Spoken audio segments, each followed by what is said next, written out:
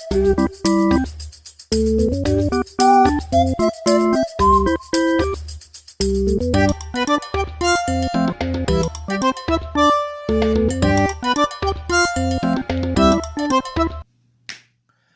back, Math 9. Today we are finalizing polynomial expression lesson.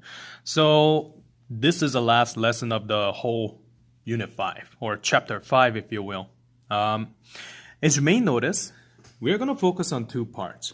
BEDMAS, the one that involves multiple operation, and the one that has complex expression. Complex expression is what I'm going to start. This one in grade 9, we're relying on tiles. It will be an example that involves binomial with another binomial situation. Or in rare case, it will be binomial and you have trinomial situation. But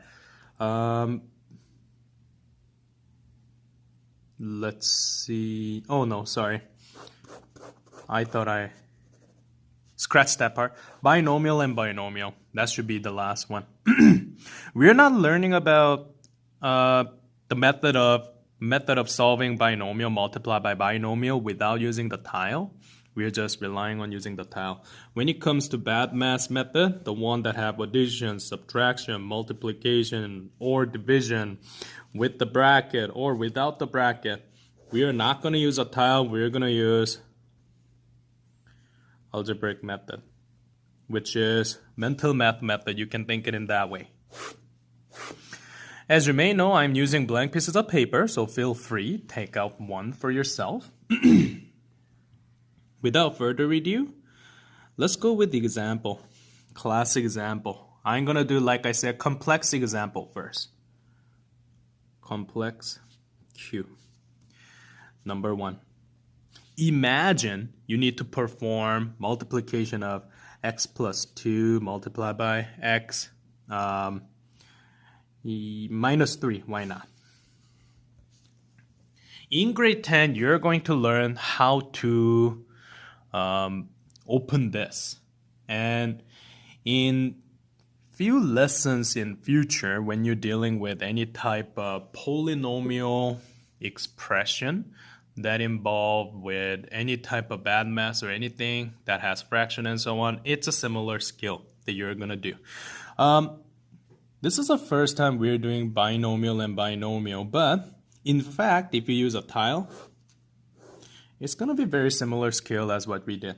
This time, I'm going to reverse the rule. Like, for example, what if, because in reality, you can see both. What if the color one is positive and non-color one is negative? Because know the fact that when it comes to any type of PAT exam or in math in future, the textbook really differentiate whether it's colored or empty. So imagine we're doing color one for positive today.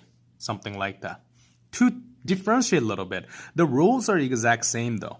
X plus 2, I'm going to put x plus 2 on the top, x minus 3 at the bottom. Then I have x, which is a strip, and integer tile. X minus 3 means I have a color strip, and minus 3 is empty, empty, empty. And know the fact that when it comes to positive and positive, it gives you positive. The only thing that is different is if you have a strip and strip, you have to understand that I have to create the big x square square. The reason being is because this side is x, another side is x, so x times x, that's x squared, right? This is not something that is new. I have color and color. That means it gives you color.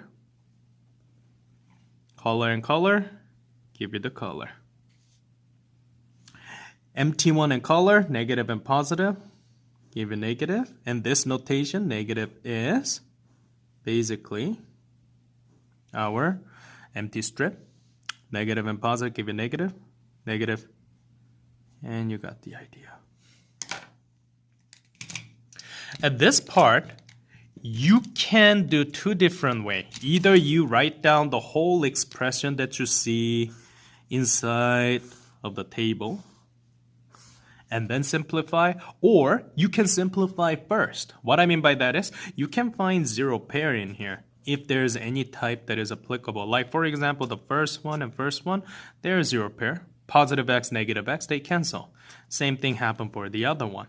And what I salvage from this situation, if I rewrite the whole thing, then I can write down there is 1x squared, positive, colored one, and I have empty one, negative x, and then I have 6 empty tile, negative 6.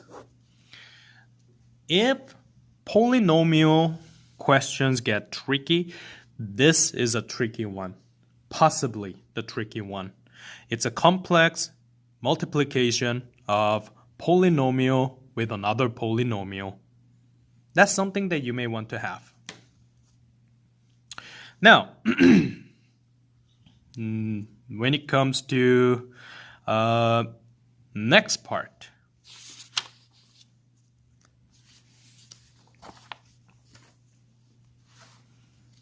of an example. Let's say this time, question number 2, I can say, what if you're going backward? What I mean by that is, if I have trinomial and you need to find out what expressions are multiplying together to get that. That's one possibility. Then it's the same method, ladies and gentlemen. Start with your blank table. Obviously, I don't know what's going to be on the top, what's going to be at the bottom, but we do know, however, what goes in between, which is the main component of the table. X squared. You know what? Let's do the same thing. Colored one is positive, empty one is negative. Why not? Because like I said, PAT, they differentiate. Positive x squared is a fancy way of saying I have colored one over here. Now, after that, I have 3 strip. When it comes to that 3 strip, what you can do is, there's an empty one, if you will. So I can put 1, 2, 3. You will notice why I put 1 vertical and then 2 horizontal. You can do 2 vertical and 1 horizontal too if you want. The reason that I'm putting in this way is because, can you see my positive 2 over there? It's like fill in the blank, if you will. This is the only way I can put everything together as a whole set. I don't know whether you know the old game called Tetris. Those are the one that you make a block. This is kind of like that. Or think about it like Lego. If I put strip 1, 2, 3 over here, then there's no way I can fill the bottom part. We need to have whatever on the top, whatever at the side, combined together to make this. That's why. So, it's kind of like going backward. You know that this is positive x squared. So easy guess that I can do is having positive x and having another positive x. That's a good start. Color and color, give you color. Something like that. Like I said in the textbook, some of the model use green color, red color. Then follow the textbook rule, just for the heads up. I'm just doing black and white grayscale of instruction, that's why. When it comes to the other, can you see I have color, something, give you non-color? The answer is, what if it's just negative integer, so negative 1, box over here with the strip. Negative 1 times x give you negative x. So that is possible. On the other hand, what about this combination? Color, non-color should give you non-color, so negative and another negative. The way that I can double check is my integer tile. Negative and negative multiply, turning into positive. Same thing happens. So long story short, We can always double check using our integer tile at the end. That's how I go, like a descending order, 2 degree, 1 degrees, and the no degree constant situation. That's what you can do. So long story short, my express number 1 is one color strip, which is x, and then empty one, negative 1. On the other hand, when it comes to second part, I have x and then 2 of the empty one, negative 2. So as a result, x squared minus 3x plus 2 is equal to x minus 1, x minus 2. That's what we have.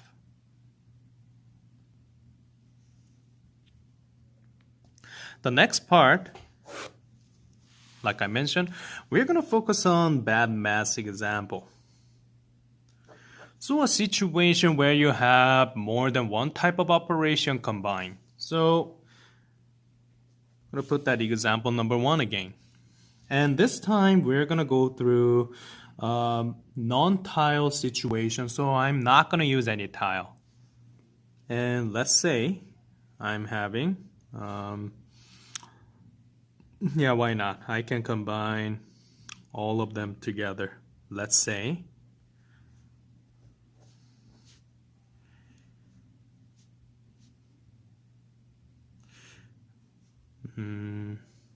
yeah, sorry, give me a moment, folks. Gonna do a little trial and error.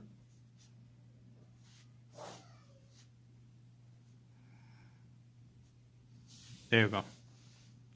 Imagine you have this situation. First of all, let's figure out what kind of operation is happening. From first bracket to second bracket, we are having multiplication situation. From top and bottom situation, we have division scenario. And at the bottom, we have multiplication situation. We don't have any addition in this situation, but as you may notice, I put a little bit of a bracket for denominators and numerators. It is a good idea to separate the numerator and denominator and then deal with those guys. So what I'm going to suggest is 3 and a first. Then 3 times a, that's 3a. Like that. And on the top, as you may notice, these are multiplication situation, but as you may notice, I have to do a process of distribution because the second term consists of more than 1, so it's binomial. So in this case, a squared times a squared, so if I rewrite the whole thing, a squared times a squared plus a squared times 2a over 3a. That is what's happening. And sometimes, like I mentioned, you need to use the rule that we learned for exponent law. 2 and 2. These are the exponent with the same base. So 2 plus 2 is 4. Multiplied by 2 and nothing. That's 2 times 1. That's 2. 8, 2. And if there's nothing, that's like 1. 2 plus 1 is equal to 3. And then we have 3a. We have division occurring in here. Whenever there's a division, we also learn the fact that I have to separate the division by each of the components of the numerator. So separation is significant. A to the power of 4 divided by 3a is one of the terms. Added by 2a to the power of 3 divided by 3a. That's another term. Is there any exponent law we can use? Yes, we do. I have a to the power of 4 divided by a to the power of 1. That means it's a subtraction. 4 minus 1 is 3. Unfortunately, 1 and 3, there's not much we can do. On the other hand, 2a to the power of 3 over 3a to the power of 1. 2 and 3, you don't have anything. It's already simplified. But what about these guys? Can I use exponent law? Yes, we can. A to the power of 3 with a, 3 minus 1 is 2. So, long story short, if I rewrite the whole thing, we have a to the power of 3 over 3 plus 2a squared over 3. And as you may notice, common denominator, combine it back. A to the power of 3 plus 2a squared. That is how we're doing our polynomial expression with more than one operation. Let's do one last one, ladies and gentlemen.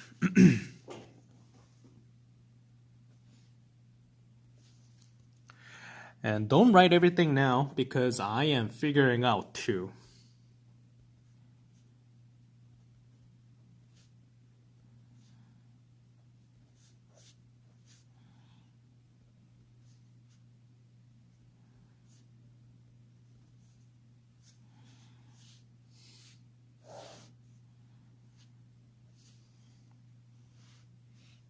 Let's say we have now addition or subtraction, in this case subtraction and division occurring, because first thing first, we have two components in the numerator that they are subtracting.